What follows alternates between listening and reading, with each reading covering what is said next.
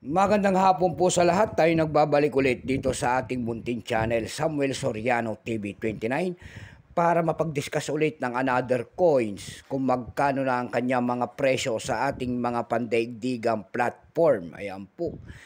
Ayan, isinisiling natin ang kanilang mga halaga. Ayan, para malaman natin ang kanilang mga presyo. Ayan, babatiin ko lang ang ating mga mga namatayan dyan sa Daragin po. Condolence po kay Auntie Rosa po. Lahat po ng Soriano family dyan. Papasalamat din tayo sa lahat ng ating mga subscriber. Ayan, maraming salamat po sa lahat ng aking mga subscriber dyan at 1K subscriber na po tayo. Maraming salamat sa inyo sa pagsuporta dito sa aking munting channel. Ayan, lahat po ng sumusuporta ay God bless po sa inyong lahat and take care. Ayan, maraming salamat din po sa sumusuporta rin po doon sa ating pangalawang site. Ayan, sa FB page ko po. Yan na sumusuporta dyan sa aking FB page, Samuel Soriano. Lahat po ng mga nakapalo sa akin, maraming salamat sa inyo. Lalo na yung mga nagsisid ng gift dyan na star. Ayan, thank you so much sa inyong lahat. Mabuhay po kayo. And God bless. Yun naman pong hindi pa po nakapag-subscribe dito sa aking YouTube channel, anyayaan ko lang sana kahit malaking bagay na po ang inyong gagawin, tulad ng pagpindot ng ating subscribe button, like and share, para ma-update ko naman kayo sa mga latest ko pang gagawin mga video po. Meron na naman tayong pag-uusapang barya guys, at ito po ay sinaunang barya ng Pilipinas. 50 centimos po ni Marcelo H. Del Pilar, year 1974. Ayan, makikita nyo po dyan ang isang imahe ng isang lalaki. Ayan, nakaharap po sa kanang bahagi. Malapit sa kanyang baba ang kanyang pangalan. Ayan, siya po si Marcelo H. Del Pilar, ang dakila nating bayani. Ayan, napakaganda, nagtutuning na. Pagkatalikod naman natin, ayan, pagkaharap naman natin, ito po ay year 1974. 72. Makikita nyo po ang isang leon at isang agila, hindi tatlong bituin. Yung leon po dyan ay simbolo po ng Espanya, yung agila po ay simbolo po ng Amerika, yung tatlong bituin po ay nakasagisag sa atin. Yan po ay Luzon, Visayas, Mindanao, Indian Republika ng Pilipinas at lumang selyo po ng Bangko Sentral.